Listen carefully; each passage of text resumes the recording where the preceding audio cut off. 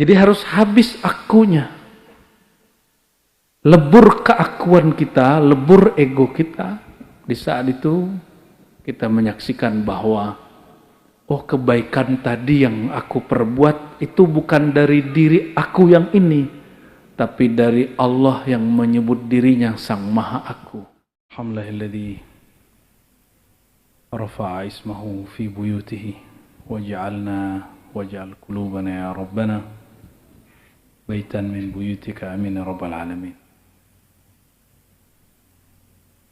Amma ba'du, para abuya yang dihormati, para muallim dan semua jemaah yang diberkahi Allah, dan abangku Bang Dik, tampan permanen apa? Oh, ganteng permanen, beneran tuh. Bu, masih ini nggak Bu? Masih ganteng nggak? Udah kurang ya? Gantengan mana yang di pojok? Baik, kita sudah sampai ke hikmah yang ke-59 ya. Insya Allah mukri kita malam ini Ustadz Dawami, insya Allah akan membacakan dan menerjemahkan. Ini nanti hikam, mungkin akan ada beberapa revisi nanti ya, tapi mungkin tahun depan. Habisin dulu yang ini, insya Allah ya. Beberapa terjemahannya sebenarnya sudah mendekati, tapi yang sempurna hanya Allah Ta'ala, jadi tidak bisa juga kita klaim paling bagus. Tafadhal.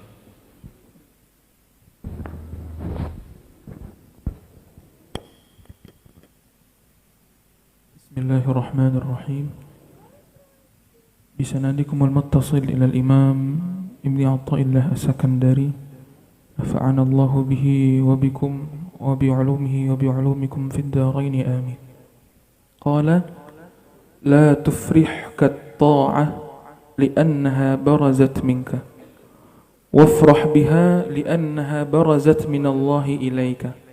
قال تعالى: أعوذ بالله من الشيطان الرجيم، قل بفضل الله وبرحمته فبذلك فليفرحوا هو خير مما يجمعون.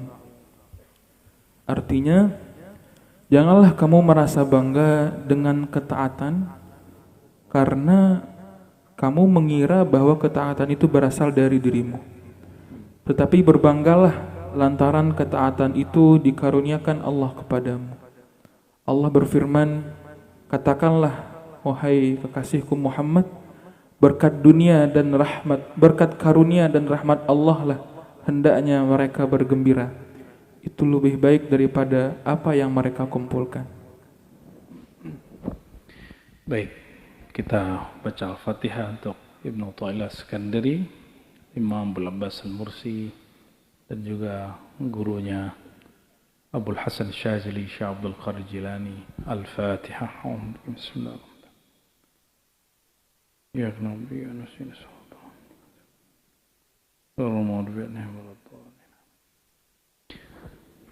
beliau berkata, la tufrihuka ta'ah. Jangan sampai engkau merasa bangga karena dirimu merasa berbuat taat. Pernahkah ini saudara-saudara semua, habis zikiran, ini kalau yang sudah suluk pasti merasakan ya, godaannya kuat.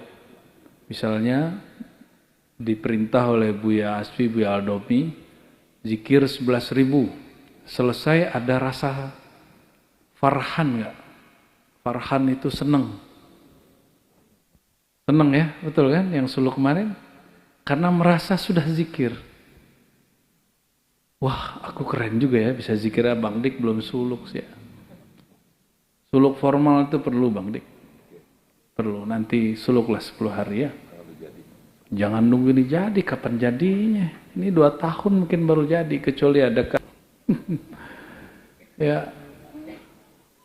Kalau ada keajaiban Allah setahun jadi nih semua. Amin.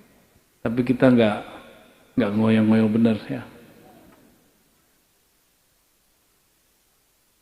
Atau bisa sholawat sehari 1000, terus merasa, wah keren ya. Atau bisa zikir wirid asas, 100, istighfar 100, dan merasa spesial. Karena kita sudah melakukannya. Gitu. Atau mohon maaf, pernahkah membantu satu yayasan, satu masjid, atau satu majelis dan merasa sudah membantu? Pernah nggak? Senang sudah membantu, betul nggak? Hati-hati, itu nanti jadi penyakit batin, penyakit psikologi. Ibnu Athaillah Sekandari ingin supaya kita sembuh dari penyakit itu. Maka beliau mengajak, itu namanya nafsiyah. Apa arti nafsiyah? Ego. Aku seneng. Jadi kalau aku nggak seneng, aku nggak zikir. Kalau aku nggak seneng, aku nggak mau bantu orang. Gitu. Ya. Jadi harus habis akunya. Lebur keakuan kita, lebur ego kita. Di saat itu kita menyaksikan bahwa oh, kebaikan tadi yang aku perbuat itu bukan dari diri aku yang ini, tapi dari Allah yang menyebut dirinya Sang Maha Aku. Leburlah akunya kita, binasalah akunya kita. Yang betul-betul berjasa sebenarnya adalah Allah yang Maha Aku. Ya. Ini biar gampang Bang Dik. Jadi kata beliau, jangan kamu merasa senang karena taat itu engkau merasa engkau yang melakukannya. Tapi engkau boleh merasa senang berbuat taat karena engkau. Kalau ngelukis seperti Magdik paling juga 3 menit sudah bosan. Nggak tahu ilmunya. Sama. Suluk itu diberi ilmu oleh guru, diajarkan ilmu oleh guru, melukis nama Allah dalam kolbu. Karena diberi tekniknya, dibimbing, nanti kecanduan ngelukis nama Allah di kolbu. Dan selesai Bang Dik ngelukis, ini contoh. Bang Dik ngelukis di rumah, Bang Dik ngelukis di rumah, di KJD apa di Goa. Jangan sebut dua-duanya, Nggak apa-apa dong. Terus Bang Dik ini merasanya apa? Keren nggak? Betul? Iya. Ya. Jujur aja ya. Waktu melukis di 2 tempat itu. Jadi dirimu merasa keren ya? Oh ini lukisanku gitu ya? Betul nggak? Ini karyaku. Sejak Alikam enggak, Bu ya? Enggak. Tapi jujur masih begitu toh? Udah nggak berani, Bu ya? Iya, tapi masih ada toh. Aku maksain. Nggak usah jauh-jauh di kampus nih, di kampus. Bu ya, lu ini kan Pak dosen. Tukang ngata-ngatain mahasiswa pasca sarjana nih. Ya. Itu waktu jadi mahasiswa atau sekarang meneliti, lalu menemukan satu abstraksi, satu teori, dan itu merasa asik. Beliau Pasti merasa asik. Walaupun kemudian di detik sekian Buya Aldo itu sadar, oh ini ilham dari Allah gitu. gaya ijazah palsu tuh. Maksudnya apa? Dirimu ada masalah dengan Jokowi itu? Ya? Oh, kita tadi ngomongin itu, Bu ya. Lanjut, Bu ya. Oke. Jadi ciri-ciri orang masih di nafsiyahnya, masih di egonya, dia kagum dengan zikirnya, dia kagum dengan pengalaman rohaninya, kagum dengan mimpi-mimpinya, kagum dengan pengorbanan-pengorbanannya. Ini hati-hati. Maka di dalam Al-Quran, abis kita bersedekah, ya, intukhfuha, ya, jika engkau menyembunyikan, itu lebih baik. Fani immahi, ya, khairul lakum, ya. Itu lebih baik bagimu. Itu bagi orang yang jika dia bersedekah, dia merasa dirinya yang bersedekah. Ini Imam Ghazali, kata Imam Ghazali, Kalau ada orang pelit, boleh dipaksa oleh pemerintah. Kenapa? Karena bersedekah, berzakat itu bukan lagi kewajiban orang berpunya, tapi kebutuhan dia. Cuma orang kaya ini dia nggak tahu kebutuhan dia. Maka untuk mengobati dirinya dia boleh dipaksa. Tapi itu Imam Ghazali, sebelum Imam Ghazali menulis kitab Ihya Ulumuddin ya. Tapi di Ulumuddin ternyata ada juga sipil-sipilan itu sedikit, kayaknya belum mempertahankan itu. Terlepas dari itu, Bapak Ibu, saudara-saudariku, apapun jasa kita, tubuh ini milik siapa? Allah. Lidah ini siapa yang buat? Kalau kita dapat rezeki, siapa yang ngirim rezeki? Dari semua orang yang dapat rezeki, hanya beberapa orang yang ingin berbagi. Lalu siapa yang menggerakkan dirinya berbagi? Allah juga. Oleh karenanya, jika Bapak Ibu saudara-saudari sekalian ada amal yang Allah berikan pada diri kita, jangan senang karena kita yang berbuat, tapi senanglah karena itu cara Allah mengenalkan dirinya melalui kita. Nah, maka beliau mengatakan, li'annaha barazat minallahi ilaik. Sesungguhnya amalmu itu, taatmu itu adalah sesuatu cara Allah mengenalkan tentang dirinya kepadamu. Li'annaha, karena ketaatan itu barazat minallah. Dia muncul dari Allah. Allah lah yang memunculkannya. Kul bifadlillah wa birahmatihi fabidzalika falyafrahu. Atas dasar itulah orang-orang yang mengerti bab ini, dia tidak perlu selfie. Dan tidak perlu sharing bahwa dia sudah melakukan sesuatu kepada makhluknya. Kenapa? Karena dia merasa ini dari Allah, cukup Allah yang tahu. Dan jika ada makhluk Allah yang tahu, itu pun dengan izin dari Allah. Kira-kira begitu Bang Dik.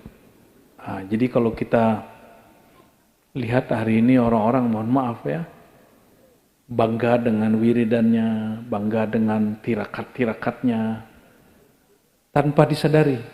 Oh alhamdulillah saya sudah puasa Daud 3 tahun gitu. Saya sudah puasa Daud 3 tahun. Alhamdulillah saya sudah zikir sekian kali setiap hari. Saya. Ini coba lihat. Ini surat Ali Imran. Surat 3 ayat 157. Ada adab kalau menyebutkan kita beramal. Gimana adabnya? Kalimatnya seperti ini. Kul bifadlillahi wa rahmatihi fabidzalika falyafrahu. Alhamdulillah dengan izin Allah, dengan karunia Allah, saya bisa bersedekah. Itu boleh. Alhamdulillah dengan izin Allah, aku dapat berzikir. Alhamdulillah Allah mengizinkan aku menyebut namanya di dalam qalbuku. Jadi kalimatnya mesti ada passwordnya, ada keywordnya. Dengan izin Allah, dengan karunia Allah. Gimana dalam surah Ali Imran 157? Tolong diingat ya. Surah 3 157. Ini adab kalau kita menyebutkan sesuatu tentang amal dan karya kita sendiri. Dan itu yang dilakukan oleh salah satu guru kami ya, yang mengajarkan saya Nahwu Shorof, Syekh Aiman Syawwa. Kata beliau ketika beliau menulis satu kitab, katanya walhamdulillah bifadlim minallahi wa rahmatin minhu alaftu kitab kada wa kada ya. Dengan rahmat dan karunia Allah aku diizinkan menulis kitab ini, kitab ini, kitab ini. Dan itulah rahasia daripada yang ada di proklamasi itu. Gimana kalimatnya di proklamasi? Dengan atas gimana? Dengan rahmat Allah atas nama Allah. Waduh, kayaknya PPKN ini masalah semua nih. Nasionalismenya kayaknya bermasalah itu. Apa yang ditulis Soekarno dan Hatta? Atas berkat rahmat Allah. itu diambil dari surat Ali Imran ayat 157.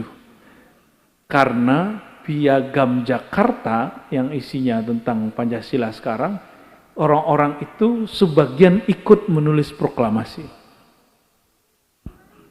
Yaitu terutama Bung Karno dengan Bung Hatta, ya. Jangan salah ya, Bung Karno itu dia belajar kepada Hos Cokroaminoto. Itu seorang ulama yang nyamar jadi pahlawan nasionalis. Dan kata Soekarno, cerminku adalah Cokroaminoto. Itu Rabitoh dalam ilmu tarekat.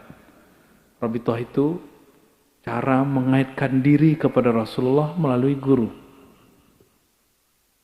Sedangkan Bung Hatta, Bang Dik, Bung Hatta itu lahir dari keluarga mursyid-mursyid tarekat Naqsyubandiyah di Payakumbuh, terutama wilayahnya Batu Hampar, ya. Jadi dua-duanya punya basic kerohanian, ya. Semoga dengan kalimat tadi negara kita Allah jaga. Amin ya rabbal alamin. Ingin nikmat Allah dilestarikan? Katakan bifadlillah, dengan karunia dari Allah, wa rahmatillah, dengan rahmat dari Allah. Jadi Bang Dik kalau betul tampannya permanen, harus mengatakan apa? Bukan begitu, ikutin ayat ini dong. Dengan fadlullah, karunia dari Allah, dan kedua, rahmat dari, rahmat itu artinya apa? Kasih sayang. Jadi jika Bang Dik ini tampannya permanen, wajib mengatakan dengan karunia dan rahmat Allah, aku apa?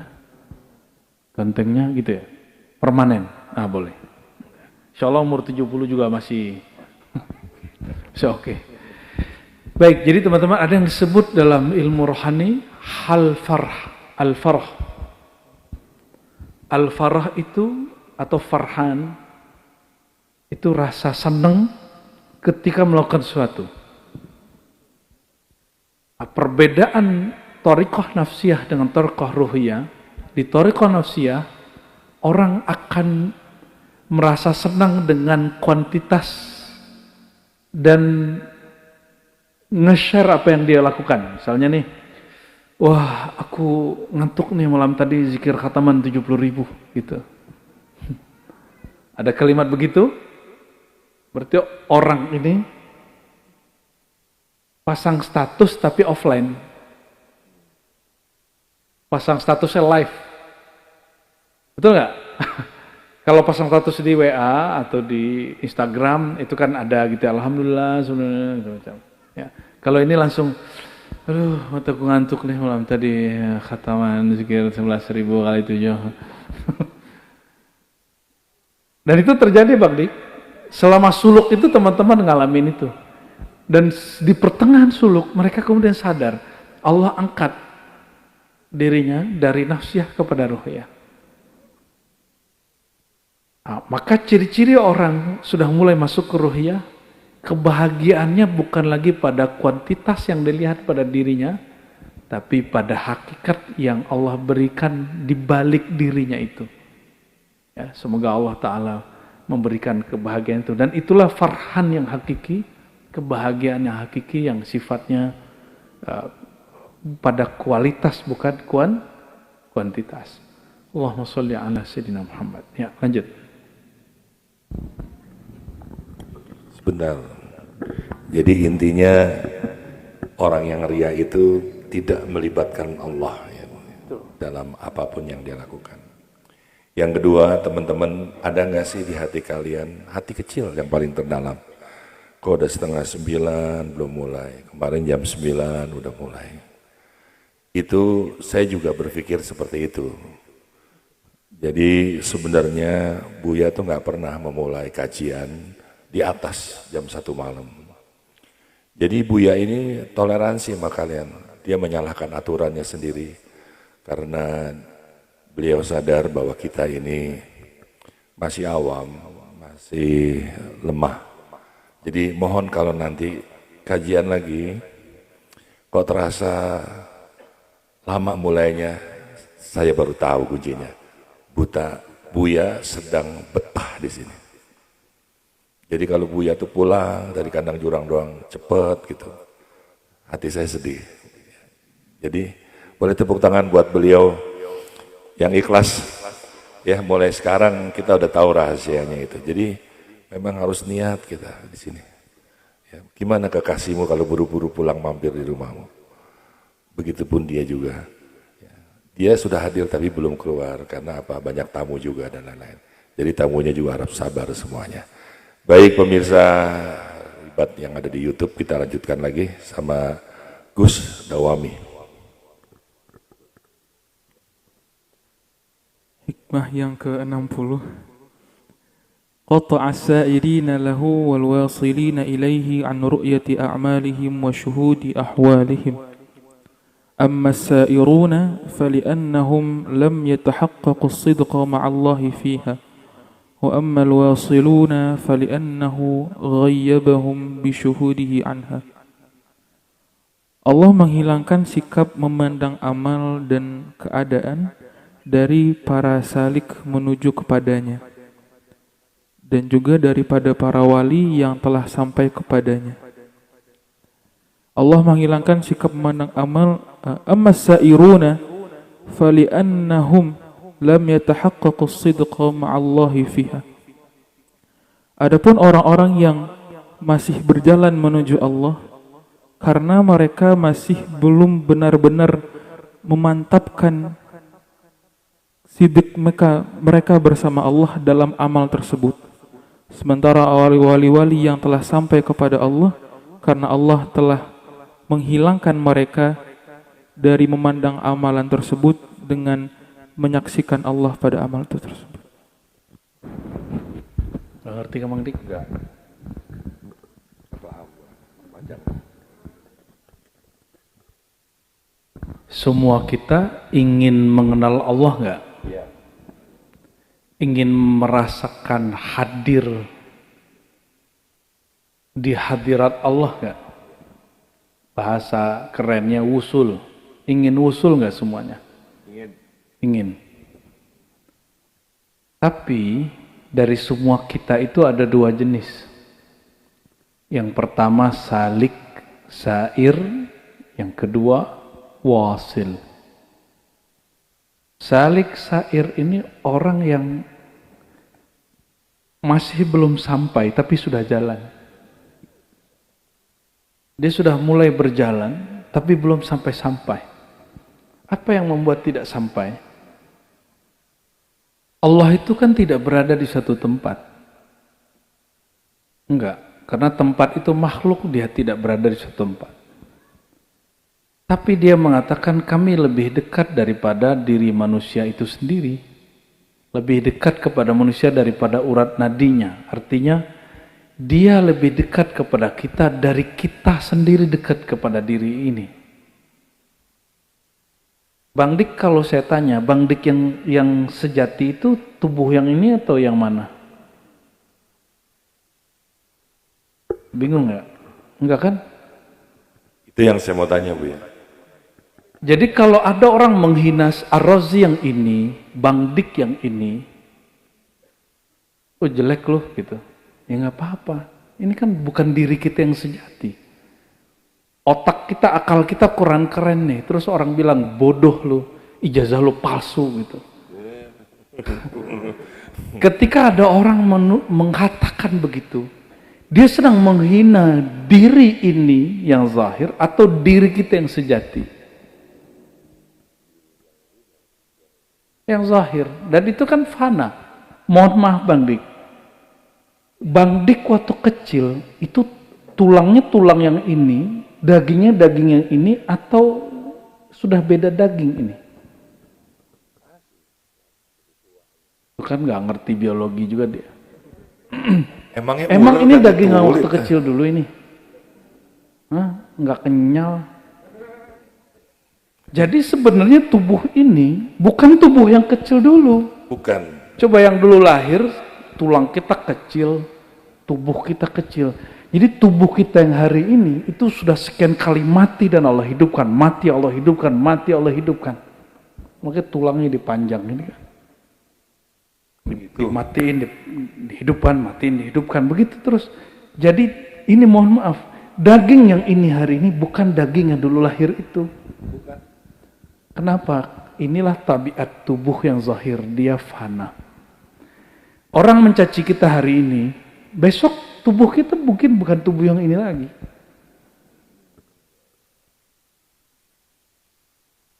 Gimana? Mulai connect? Jadi jika ada orang menghina aku ini kan cuma aku yang berubah-ubah itu. Ya mungkin karena si aku yang zahir ini dia tidak permanen. Orang hina, apalagi cuma ijazah. Saya malah berharap mantan presiden kita tuh gak usah laporin lah. Karena yang mereka hina itu bukan kesejatiannya dia. Baru wali beneran tuh. Kita tunggu semoga presiden yang sekarang dihujat siapapun, dihujat Rocky Gerung misalnya. Anggap saja Rocky Gerung itu mengkritisi dan nasihati kan, perspektif aja itu. Kita anggap orang yang menghujat kita itu sedang ngasih tahu dan beri pelajaran buat kita, aman nggak? Mungkin, mohon maaf, pemimpin itu kan mohon maaf. Orang dekat dia dua aja, yang benar-benar bantu dia atau penjilat. Betul nggak? Dan yang tahu kesalahan pemimpin itu, sering itu oposisi dan musuhnya sendiri. Maka saya sampaikan Al-Fakir, sampaikan kepada para pemimpin negeri atau siapapun yang jadi pemimpin di tempatnya, jangan marah kalau ada orang mengkritisi kita atau menghina kita. Kenapa? Karena mungkin orang dekat kita nggak ada yang berani nyampein. Lalu Allah menjadikan lisan orang yang kata-katanya kasar, yang memusuhi, untuk kita kemudian melihat, oh ada sesuatu yang harus kamu perbaiki. Barangkali begitu. Ya, kembali ke sini. Jadi mengenal Allah itu tidak mesti lewat suluk yang formal. Ada suluk yang tidak formal. Kalau oleh Imam Bahauddin disebut dan Naqsyabandi ya, al-khalwat dar arjuman atau al-khalwah fil jalwah, kata Imam Ghazali. Berkhalwat dalam keramaian. Apa artinya? Tetap memandang pergerakan Allah, peran Allah dalam keramaian makhluk. Tetap merasakan ruh kita ini dekat kepada Allah yang maha dekat, meskipun zahir kita sedang bersama makhluk. Karena yang bersama makhluk ini bukan yang sejati. Yang sejati itu sedang dekat dengan Allah yang maha sejati. Oleh karenanya Bapak Ibu, saudara-saudari yang bukan Allah, jangan terlalu sedih kalau ada yang unlike kita, dislike kita ya. Menghina, biasa aja. Itu cara Allah mengingatkan dengan cara yang mungkin jalaliyah. Maka bersyukurlah kalau punya sahabat ngasih tahu kekurangan kita dengan cara yang lembut, dengan cara yang baik. Itu mesti bersyukur. Ya. Dan guru-guru itu buya-buya ini nggak selalu jalal loh, seringnya jamal. Ya Bu ya, Biaswi Bialdomi ini seringnya jamaliyah.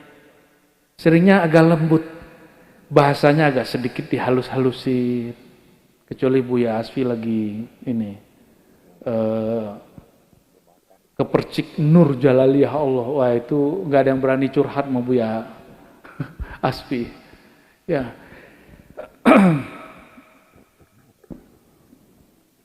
Terus orang-orang yang mengenal Allah itu mereka menyaksikan syuhud, bahasa Arabnya Bang Dik, syuhud, menyaksikan peran Allah.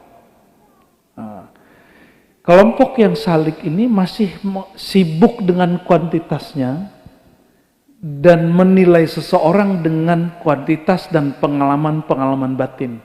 Warna-warna aura, prana-prana, apalagi titik-titik latifah kalau dalam thariqah ya. Oh, warna auranya begini gitu. Kalau di thariqah tuh lain, warna latifah. Itu hampir-hampir sama, walaupun dia beda. Masih sibuk dengan memandang itu. Ya.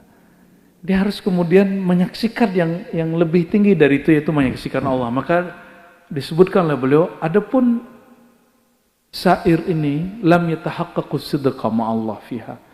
Mereka belum betul-betul masuk kepada bab hakikat bersama Allah.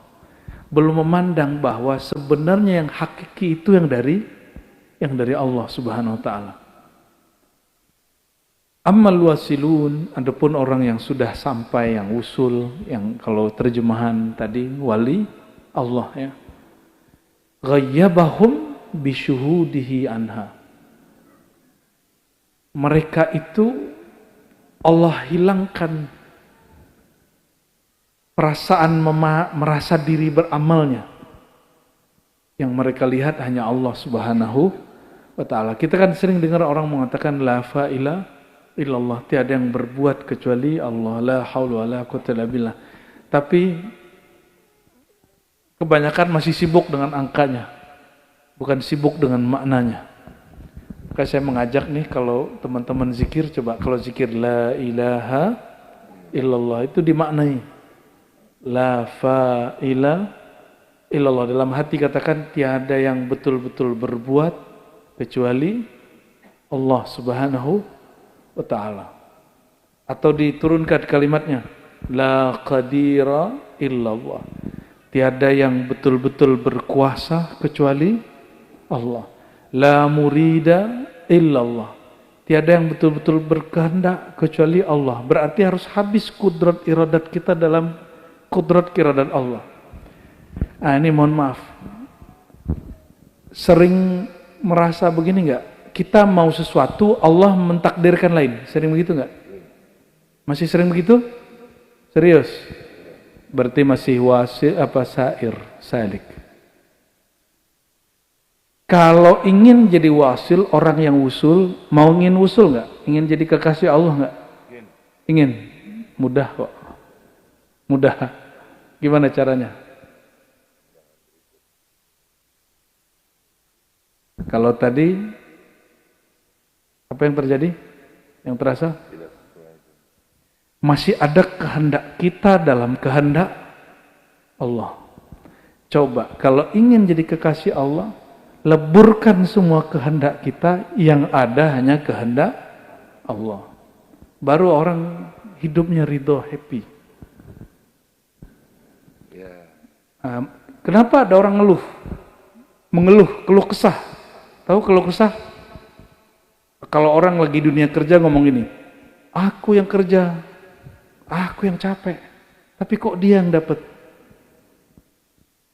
Aku yang punya ide, aku yang punya ide. Ini mohon maaf, kita punya kawan, tapi udah senior. Dia bikin satu konsep, dipresentasiin bagus, tapi konsep itu diambil sama temannya, dijual di tempat lain dan lolos. Di tempat dia nggak diterima. Karena dia tahu fakta itu, dia ngerasa, wow, punyaku diambil, ideku diambil. Dia ngerasa ideku diambil. Stroke langsung.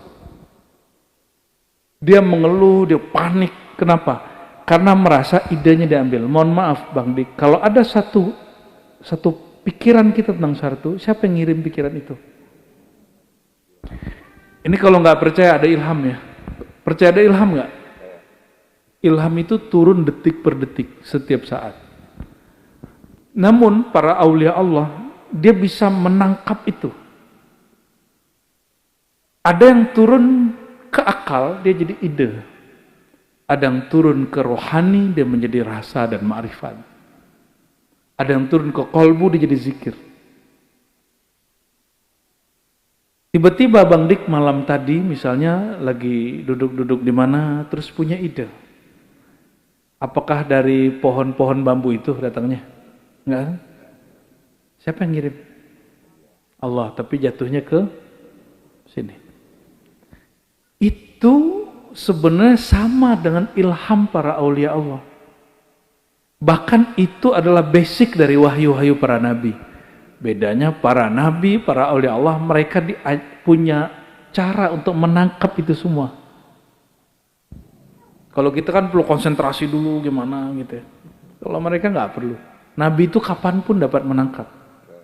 Tapi khusus mengenai persoalan wahyu syariat yang berat, maka beliau kadang-kadang menggigil gitu ya. Nah, kembali ke bab ini, jadi ada dua jenis orang yang mengenal Allah. Satu mengenal Allah masih terhijab dengan nafsiyahnya, yang satu sudah habis nafsiyahnya, keakuannya, kehendaknya, yang dilihat hanya kehendak Allah Subhanahu wa ta'ala. Ya. Nah, terakhir nih, ini Buya Yunal nggak ada ya. Ini Buya Yunal itu umroh dan dia lihat orang nafsu sikut-sikutan mau cium Hajar Aswad. Bang Ding lihat gitu nggak? Kita kasih pertanyaan ke banyak orang di banyak tempat dan pertanyaannya jawabannya beragam. Lebih lebih afdol Bang Dik sebagai manusia atau Hajar Aswad? Harusnya Bang Dik. Serius? Emang dirimu lebih afdol dari Hajar Aswad? Ini pertanyaan benar tapi jebakan. Maka pertanyaannya tadi apa? Bang Dik sebagai manusia. Ya lebih mulia kan khalifah. Oh, ngeri kali itu. Tapi Bang Dik sebagai pendosa?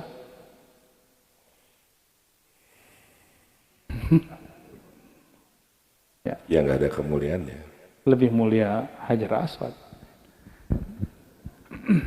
Jadi kita sebagai khalifatullah, makanya pertanyaannya sudah benar jawabannya.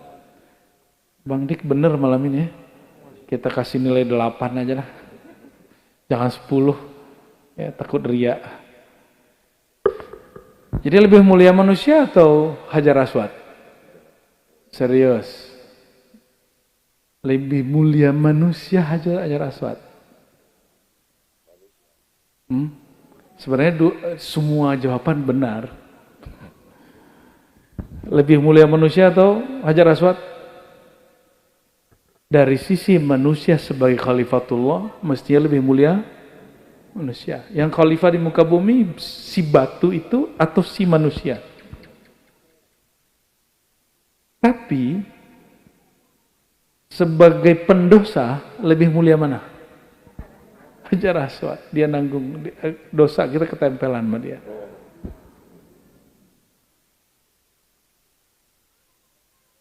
Coba perhatiin, ya. Orang-orang yang kemudian tawaf di sana dan dia sikut-sikutan, apa yang dia pikirkan coba? Kenapa mereka terlalu bernafsu mencuri Hajar Aswad padahal sebagai khalifatullah lebih mulia dia daripada Hajar Aswad? Jawabannya yang kedua. Berarti mereka sebenarnya itu dia. Karena itu sifat nafsiyah dan pendosa, melihat Hajar Aswad, berpikir bisa kemudian menyerap dosanya, maka mereka sikut-sikutan ke situ. Jangankan Hajar Aswad, kolbu kita disebut Baitullah, Bang Dik. Kolbul mu'min, Baitullah. Kolbu orang beriman, Baitullah. Berarti di kolbu kita juga ada Hajar Aswadnya, tapi bukan Hajar Aswad yang itu. Yang bisa kemudian menetralkan semua dosa. Nah, silakan ditemukan itu. Itu ajaran Imam Ghazali dalam kitab Mishkatul Anwar yang kemudian dituduh oleh Ibnu Taimiyah bahwa Al-Ghazali seorang kebatinan. Tidak, Ibnu Taimiyah nggak paham epistemologi Ghazali. Ya, Ghazali nggak bermaksud seperti itu. Ya, Allahumma sholli ala Muhammad. Oke, itu dulu. Masya Allah, subhanallah, walhamdulillah, wa la ilaha illallah, Allahu akbar. Terima kasih Allah, banyak pertanyaan-pertanyaan di rumah. Kalau sudah ketemu Buya ini, saya jadi tenang ya. Di antaranya adalah kita semua ingin menjadi kekasih Allah. Cobaannya beda-beda. Dengan kasus yang terjadi, Buya tadi saya dengar menyesali melaporkan. Jadi ada yang namanya puasa kebenaran ya. Jika engkau benar, pertama jangan merasa benar. Jangan-jangan kebenaranmu itu pembenaran dirimu. Lalu kau berpuasa kebenaran. maka yang benar akan dihadirkan oleh kebenarannya Allah secara absolut. Kali itu. Iya, ngajinya sama siapa dulu? Iya, kemarin dia melaporkan itu. Saya kecewa atau tekanan politik atau kegaduhan. Tapi apakah saya hanya menilai, apakah engkau lupa bahwa engkau wali besar dengan ujian yang juga jauh lebih besar? Ya, gak usah kecewa Bang Dik. Itu kan ide kita aja. Kita nggak boleh maksa dia juga. Lagi diomongin kan. Kebenarannya ada di teman-teman semua. Jadi gini, saya mau ngomong bahwa kalau hari ini engkau sedang diuji, jangan lupa kita ini semua ingin jadi kekasih Allah. Jadi kita tidak akan buruk kalau diperburuk oleh tetangga kita, saudara kita. Tidak akan dijatuhkan oleh manusia gitu kali ya. Iya, iya. Jadi terima kasih Bu ya. Iya sebentar. Okay. Ternyata fenomena ijazah palsu itu juga terjadi tuduhannya kepada mursyid-mursyid. Ibu ya, Aldomi. Jadi salah satu mursyid saya masih hidup. Itu ada di sini nggak Bu ya? Oh enggak di sini. Mursyid kita di Sumatera Barat ya. Makanya saya ajak setiap Ramadan suluk ke Payakumbuh biar teman-teman jumpa dengan guru-guru saya yang masih hidup. Biar nyaksiin bahwa yang saya ajarkan itu nggak ada yang baru. Yang saya ajarkan itu semuanya restu dari mereka. Ya. Jadi salah satu guru kita itu sampai hari ini dari tahun 90 berapa diisukan dia tidak punya ijazah sebagai mursyid. Jadi dalam tradisi thariqah Bang Dik, yang boleh mimpin suluk, talqin zikir, baiat thariqah itu hanya orang yang dapat ijazah dari guru sebelumnya. Tapi guru kita yang ini disembunyikan ijazahnya. Dan waktu kita tanya jawabannya apa? Biarin aja orang pusing mikirin ijazah kita katanya. Bahkan dia ketika disuruh, kamu suluk lagi itu sama si Anu. Dan betul Bang Dik, dia suluk ke orang itu. Biar kamu dapat ijazah, betul dia kemudian ikut orang itu.